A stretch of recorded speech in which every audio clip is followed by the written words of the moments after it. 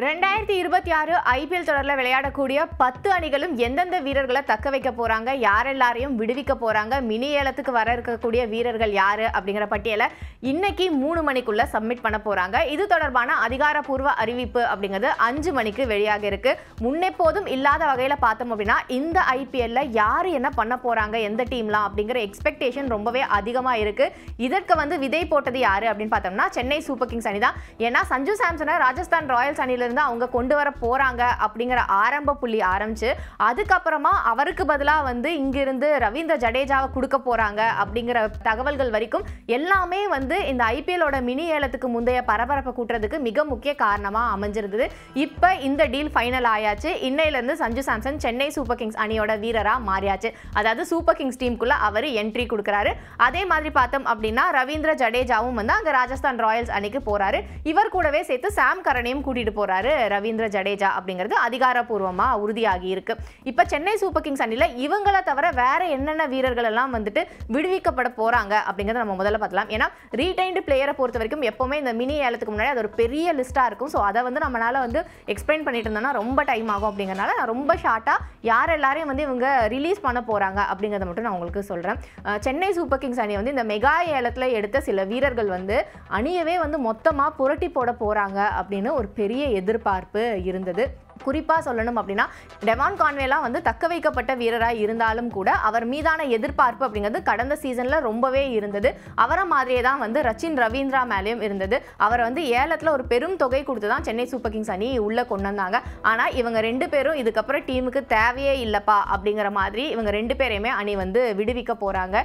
இதற்கு உறுதிப்படுத்தும் விதமாக ஏற்கனவே டெவான் கான்வேலாம் தன்னோட எக்ஸ் வலைதள பக்கத்தில் தேங்க்ஸ் சிஎஸ்கே அப்படிங்கிற மாதிரியான பதிவுகள் எல்லாம் வெளியிட்டிருக்காரு. இதற்கு அடுத்ததா பார்த்தோம் அப்படின்னா சிஎஸ்கேவை பொறுத்த வரைக்கும் நிறைய சீனியர் வீரர்களை உள்ள டீமுக்குள்ள வச்சுப்பாங்க. அதுதான் அவங்களோட வெற்றிக்கு மிக முக்கிய காரணம் அப்படின்னு சொல்லிட்டு இருந்தாங்க.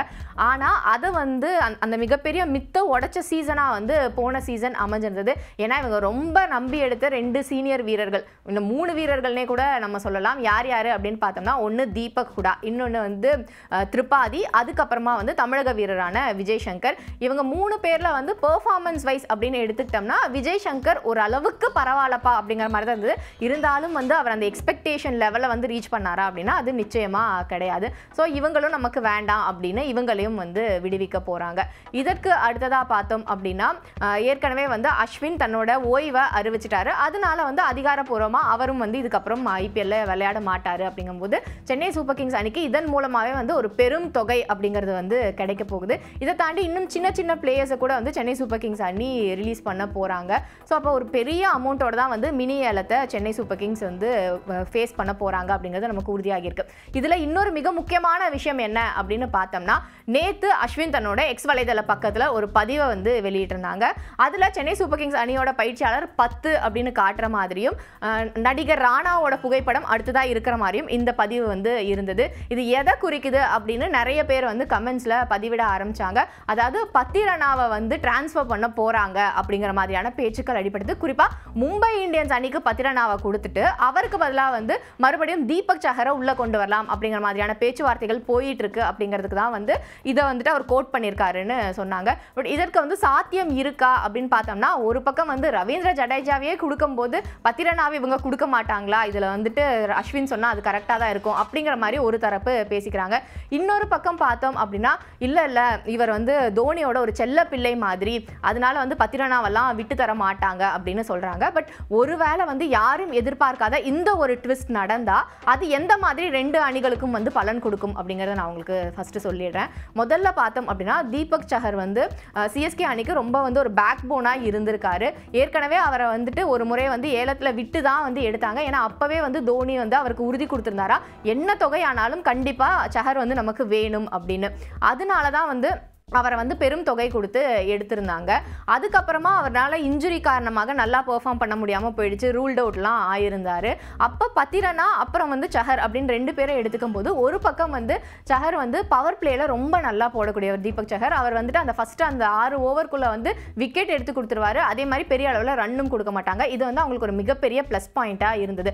அதே சமயம் பத்திரனா எடுத்துட்டோம்னா அவர் ஒரு டெத் ஓவர் ஸ்பெஷலிஸ்டா இருந்திருக்காரு. அப்போ கிட்டத்தட்ட 8 ஓவர் இவங்களை வச்சே சென்னை சூப்பர் கிங்ஸ் தள்ளிடுவாங்க. அதுக்கப்புறம் ஜடேஜா ஒரு 4 ஓவர் போடுவார்.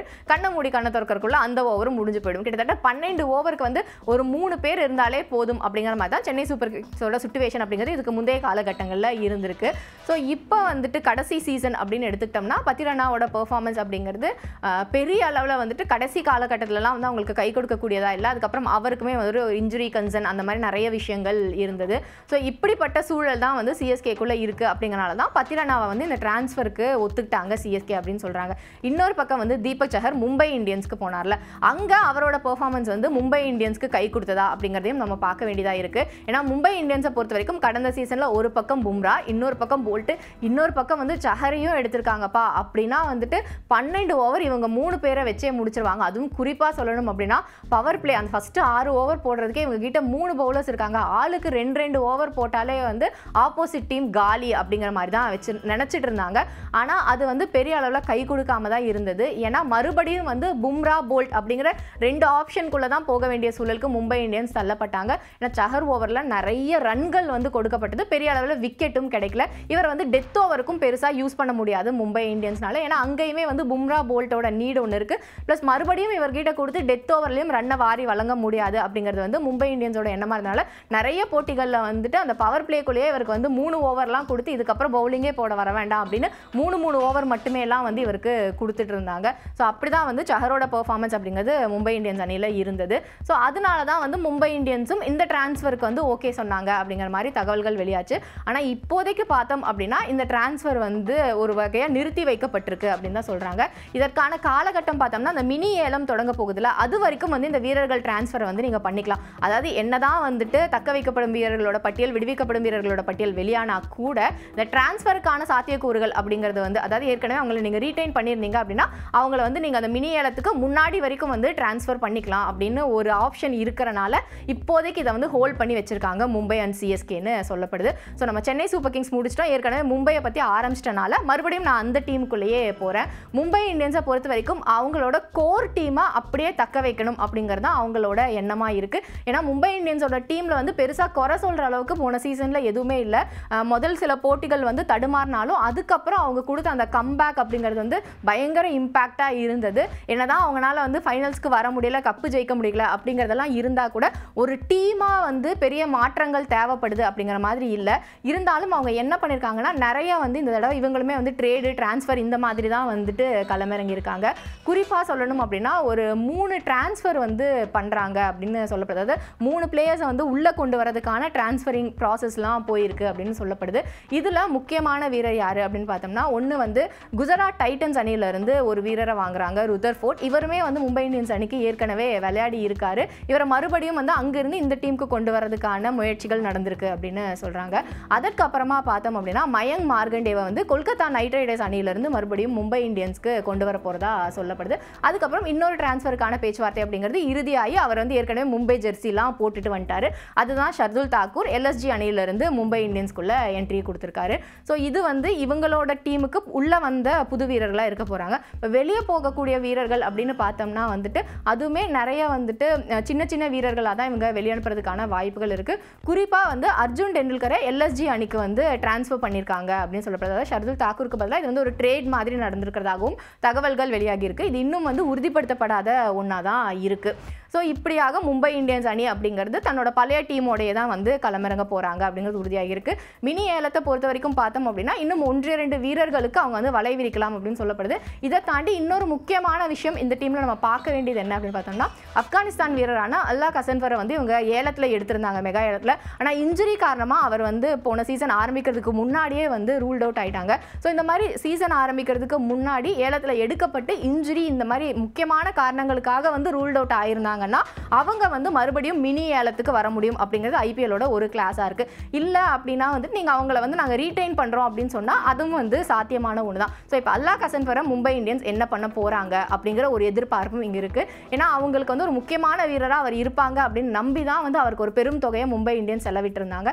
ஸோ அதுவும் வந்து இங்கே கூர்ந்து பார்க்கப்பட வேண்டிய ஒன்றா இருக்குது. இதற்கு அடுத்ததாக பார்த்தோம் அப்படின்னா டிஃபெண்டிங் சாம்பியன்ஸான ராயல் சேலஞ்சர்ஸ் பெங்களூர் அணி, இந்த பேரில் தான் அவங்க அடுத்த சீசனில் களமிறங்குவாங்களா அப்படிங்கிறதே நமக்கு ஒரு டவுட் இருக்குது. இது வந்து அந்த டீமோட மேனேஜ்மெண்ட் பிரச்சனை. அப்படின்னா டீமை பொறுத்த வரைக்கும் வந்து டிஃபெண்டிங் சாம்பியன்ஸ் அப்படிங்கிறனால வந்து அதுவே ஒரு ஸ்ட்ராங்கான ஸ்ட்ராங்கான டீமாக தான் இருக்காங்க. இருந்தாலும் பார்த்தோம் அப்படின்னா சின்ன சின்ன மாற்றங்கள் வந்து எப்போவுமே தேவைப்படல அணிக்கு. ஸோ அந்த வகையில் பார்த்தோம் அப்படின்னா 2 முக்கியமான வீரர்களை வந்து அவங்க ரிலீஸ் பண்ண போகிறாங்க அப்படின்னு சொல்லப்படுது. ஒன்று பார்த்தோம்னா லியாம் லிவிங்ஸ்டன், அதுக்கப்புறமா பார்த்தோம் அப்படின்னா அன்கேப்டு பிளேயருக்கு இவ்வளவு காசு கொடுத்து எடுக்கிறாங்களே ஆர்சிபி அப்படின்னு எல்லாரையும் ஆச்சரியப்பட வைத்த ரஷிக் சலாம்தர், இவரை வந்துட்டு ரிலீஸ் பண்ணுவாங்க அப்படின்னு சொல்லப்படுது. ஸோ இதை தாண்டி அவங்களுமே வந்து மற்ற சின்ன சின்ன வீரர்களை தான் விடுவிப்பாங்க. இந்த டீமை பொறுத்த வரைக்கும் இப்போதைக்கு இருக்கிற ஒரே ஒரு பிரச்சனை என்ன அப்படின்னு பார்த்தோம்னா அந்த டீமோட கேப்டன் ரஜத் படிதார் ஒரு இன்ஜுரியில் இருக்காரு. அவர் வந்து 2026 ஐபிஎல்குள்ளே வந்து அதுலேருந்து ரெக்கவரி ஆகி வந்து விளையாடுவாரா அப்படிங்கிற மாதிரி ஒரு கேள்விகள் போயிட்டு இருக்கு. இருந்தாலும் வந்து கேப்டன்சியை பொறுத்த வரைக்கும் அவங்களுக்கு வந்து பிரச்சனையே கிடையாது. ஏன்னா அவங்களோட விக்கெட் கீப்பர் பேட்ஸ்மேன் இருக்காரு, அவர் பார்த்துப்பாரு அந்த மாதிரிலாம் சொல்கிறாங்க. ஏன்னா ஒரு புது கேப்டனை கொண்டு வந்தால் அவங்க போன தடவை கப்பு ஜெயிச்சாங்க. அப்படிங்கும்போது இன்னொரு புது கேப்டனுக்கு வாய்ப்பு தரதுல அவங்களுக்கு எந்த பிரச்சனையும் இருக்க போகிறதில்ல. ஸோ அந்த வகையில் பார்த்தோம் அப்படின்னா ஆர்சிபியும் வந்து பழைய பன்னீர்செல்வம் அதவே தான் வந்து இந்த சீசனில் களம் காண போகிறாங்க. அதுக்கப்புறம் இவங்க கூட ஃபைனல்ஸில் விளையாடின பஞ்சாப் கிங்ஸ், இந்த டீம்லையுமே வந்து பெருசாக வந்து மாற்றங்கள் எதுவும் இருக்க போகிறதில்ல அப்படின்னு தான் சொல்லப்படுது. இவங்களும் தங்களோட கோர் டீமை தக்க வைக்கணும் அப்படிங்கிற முடிவோடு தான் இருக்காங்க. நான் ஒரே ஒரு மாற்றம் என்ன எதிர்பார்க்கப்படுது அப்படின்னு பார்த்தோம்னா ஒரு பெரிய மாற்றம் அந்த டீமில் என்ன இருக்கும்னா மேக்ஸ்வெல்லை விடுவிக்க போகிறாங்க அப்படின்னு சொல்கிறாங்க. ஏன்னா மேக்ஸ்வெல்லை பொறுத்த வரைக்கும் பாதியிலே வந்து இன்ஜுரி காரணமாக அவங்க டீமுக்கு போன சீசன் விளையாடலை அப்படிங்கிறது ஒரு பக்கம். இன்னொரு பக்கம் வந்து அவரோட ஃபார்ம் ஒரு கேள்விக்குறியாக இருக்குது. ஏன்னா இதுக்கு முன்னாடி ஆர்சிபியில் இருக்கும் போதும் வந்து சரியாக விளையாடல அப்படின்னா அவரே வந்து தன்னை ரெஸ்ட் பண்ணிக்கிட்டார். இல்லைப்பா எனக்கு பதிலாக வேறு யாருக்காவது வாய்ப்பு கொடுங்க அப்படின்னு. ஸோ அப்படிப்பட்ட சூழலில் தான் அவர் வந்து பஞ்சாப் அணிக்கு வந்தார். ஆனால் அங்கேயும் அவரோட பெர்ஃபார்மன்ஸ் அப்படிங்கிறது அந்த அணிக்கு வந்து பெரிய அளவில் கை கொடுக்கல. அப்படிங்கிறனால அவரை வந்து ரிலீஸ் பண்ணலாம் அப்படிங்கிற ஒரு முடிவை அவங்க எடுத்திருக்காங்க.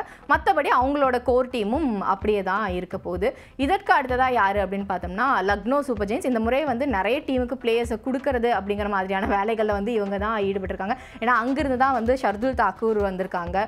அதுக்கப்புறம் வந்து இந்த சீசனை பொறுத்த வரைக்கும் வந்து தக்க வைக்கப்படும் வீரர்களில் அதிக மதிப்பு கொண்ட வீரர் ரிஷப் பண்ட் தான். ஏன்னா அவர் வந்து லக்னோ சூப்பர் ஜெயின்ஸ் அணியில் இருக்கார் அப்படிங்கிறது நமக்கு தெரியும். இதை தாண்டி ஒரு சர்ப்ரைசிங் எலிமெண்ட்டாக மயங்க் யாதவை மறுபடியும் தக்க வைக்க போகிறாங்க லக்னோ சூப்பர் ஜெயின்ஸ் அப்படிங்கிறதும் நம்ம பார்க்க வேண்டியதாக இருக்குது. ஏன்னா ஒரு பெரிய தொகையை அவருக்காக கொடுத்தாங்க. மொத்தமே அவர் விளையாடினதே ஒரு 3-4 சீசன் அப்படின்னு எடுத்துக்கிட்டா கூட அதில் பாதிக்கு மேலே அவர் இன்ஜுரியில் தான் இருந்திருக்காரு.